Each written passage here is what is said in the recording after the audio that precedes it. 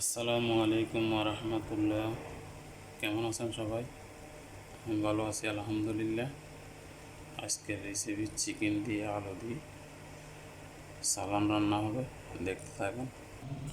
Chicken, পেঁয়াজ,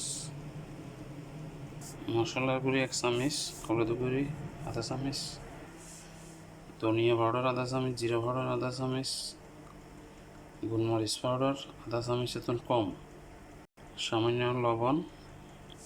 এখানে গুঁড়া মশলা নিছি, একটা লেবু নিছি, আলু, টমেটো, আদা রসুন, কড়ি পাতা, ধনিয়া পাতা, কাঁচামরিচ।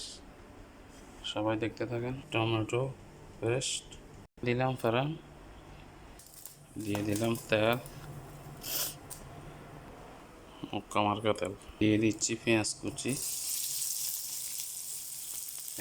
দিয়ে দিলাম, দিয়ে দিচ্ছি আদা রসুন, দিয়ে দিচ্ছি চিকেন একটু তেলের মধ্যে পেঁয়াজের সাথে একটু ফ্রাই করে লই। দিয়ে দিচ্ছি টমেটো,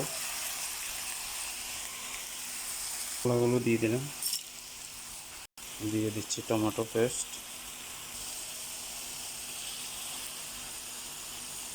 সেই মশলা গুঁড়া মশলা যেগুলো একটু বেশি এগুলো।